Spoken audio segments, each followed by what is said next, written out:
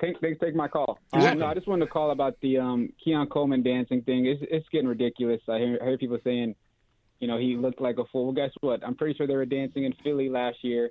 They danced for 4 years in Kansas City. I mean, I feel like the micro analyzing of him has gone a little too far with just a kid dancing. I think it's just getting out of control. Thanks.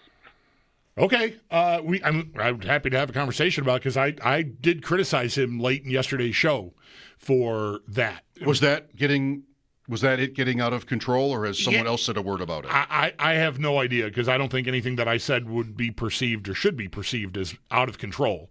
I thought it was pretty measured. Like, I didn't want to clobber him for it. Can a fan – I don't even know if I agree with you. Can a fan not know the difference when it's a player who's just been benched? When this guy – he just hung up. When this guy calls to say, oh, they danced in Philadelphia, they danced in Kansas City, what's that, during their Super Bowl parade? Like, can anybody sort of think it through? And you want to tell me that there were players – I don't know if I agree with you, Bulldog, but can anybody just sort of have the conversation? Can this guy do that? Are there examples of players on the Chiefs and the Eagles who were, like, kind of publicly embarrassed that did the same thing? Because then we have a conversation. Then we could talk about then it. It's a comparison. But if it's just like, oh, other teams dance, it's out of control, what are you actually calling in to say? Leave him alone. Well, that's right. Is what the guy. I don't even know if I care if I'm right, but leave him alone. Yeah. You guys. Seeing as it's come up again, I'll again.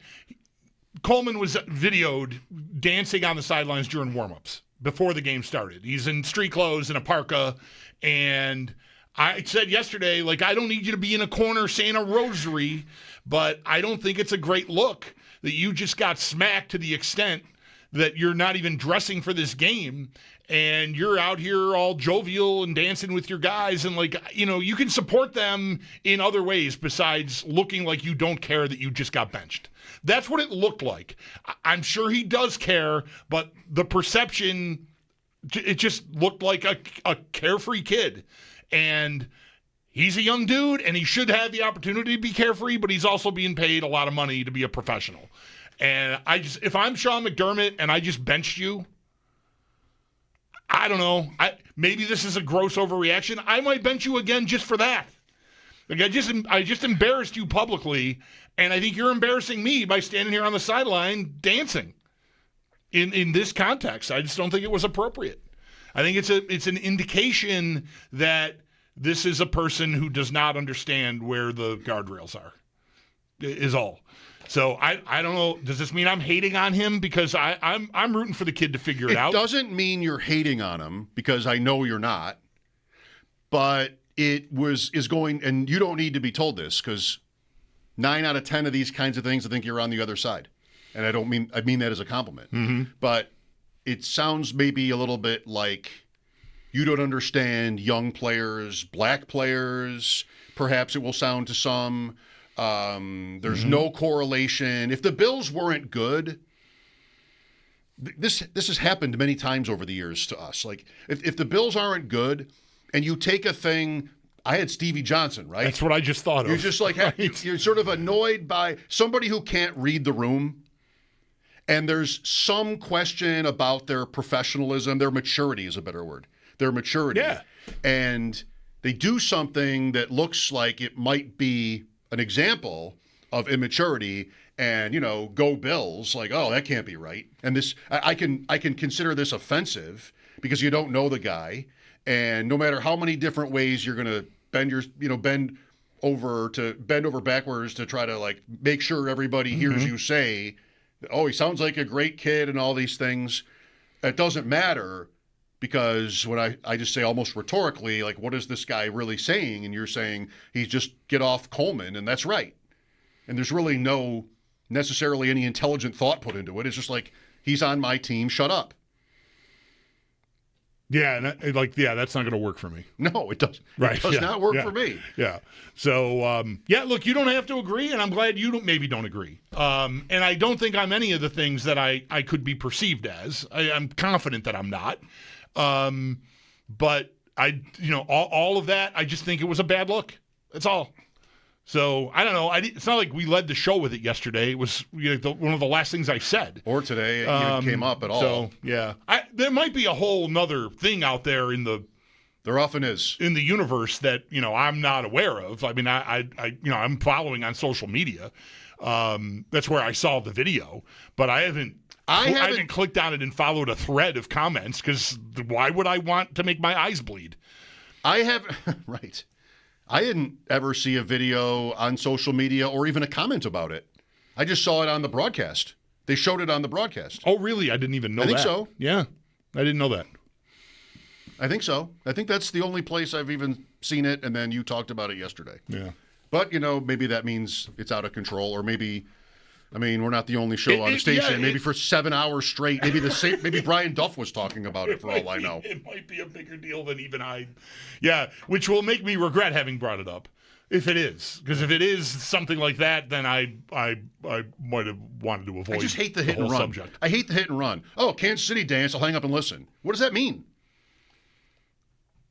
Did somebody get benched and then flaunt it in front of? Or that's even what Coleman did. That's really not exactly what Coleman did. No. What does that even mean? Yeah, anyway, I don't. Big fan of the show. Yeah, I don't know. Yeah. Right. Here's Bruce next. Hi, Bruce. Hey, good afternoon, guys. This Keon thing, this team is focused on winning and hopefully winning a Super Bowl. And for him to be a continuous distraction, I'm putting it mildly, and making them focus on him and taking away from. Are you not putting it too strongly? Yeah, I think I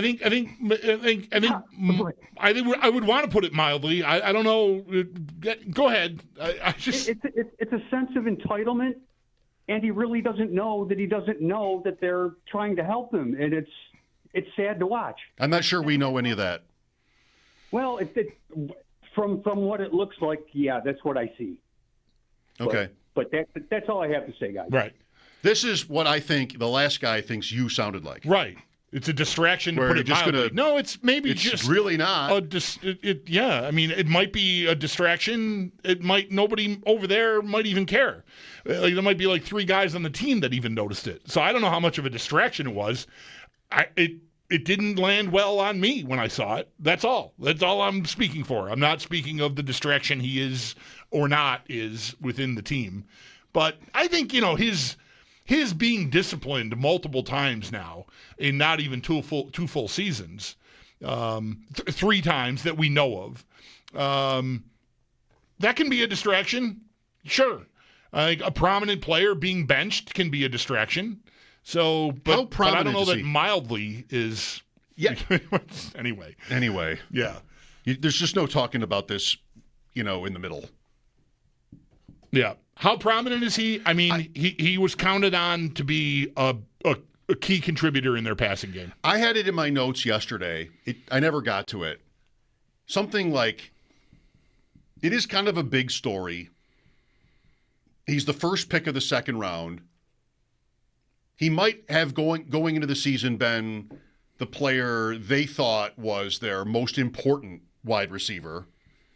But it didn't turn out that way. Like, if he was, it was only by default. Like, it didn't really turn out that way. I had it in my notes yesterday. How big a deal really does this need to be? You've got a guy that catches 2 or 3 passes a week, and you've got other guys that catch 2 or 3 passes a week, and you replaced him with one of those other guys. Or somebody, Davis, right, who you're hoping is, and he went 3 for 40, which is kind of like a Coleman line. Mm-hmm. So, I don't know. With a drop in the end zone, too. Yeah, it cost me $560. I would have won that. Yes. You know what I'm saying. I don't know how big a football story Coleman not playing needs to be. I thought this on Sunday when they had just gotten off the field from this roller coaster game. A lot of good things happened, not all good. And a few questions for McDermott right away were about Coleman. There needed to be 1 or 2. Like, why did you do it? What happened? Like, I would like to think I would have asked that question. But then he got a couple more about Keon, and I almost expected McDermott to be like, All right. I answered that. Mm-hmm, Let's talk about the guys who were on the field. Let's talk about the game. That's what I'm supposed to be here for. And he was a little bit edgy at one point during that, but he didn't go that far. He didn't sort of like wall Lash off out. Right. Coleman stuff. I don't know how big a deal it needs to be. If he doesn't play, we know this about almost everybody on every team. When they don't play, the point spread doesn't care. You know, like if you knew that it would be Davis instead of Coleman the rest of the season, would anything about how you think the season would go change? In either direction? No, I don't think so. I don't think it would for me. But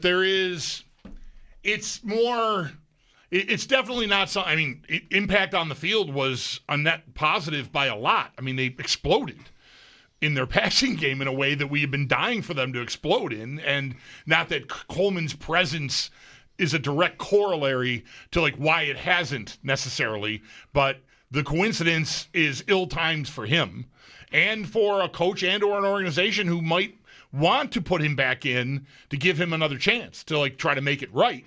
But you to me, I wouldn't want to mess around with that lineup right now because you just had this great day. And like, what do coaches usually want to avoid? They want to do what's right. They want to do what they believe in. And sometimes that is swayed by how is this going to look if I do X and Y happens, right? X in this case being I put Keon Coleman back in and we throw for 180 yards in Houston or worse, like last year. Or whatever, against a tough defensive team. It just might not be a good spot. It's not exactly a soft landing to bring the guy back in off of last week. And I think that probably plays into it to some extent. So I don't know, man. It is symbolically a team that has been struggling to move the ball through the air with the MVP playing quarterback. Benched him, and they went off. See what happens Thursday night. Short week. Bills at Texans. 16 players today on the Bills injury report. We'll talk about it with Sal Capaccio at 4. Ross Tucker moves to 5 today. C.J. Stroud will not play for Houston. Davis Mills will start. I think it's his 3rd straight game. Or is it his 2nd and he just played most of the one in which Stroud got hurt? One or the other. He's been there for the Texans. Mike Schopp and the Bulldog here with Sal at 4. This is WGR.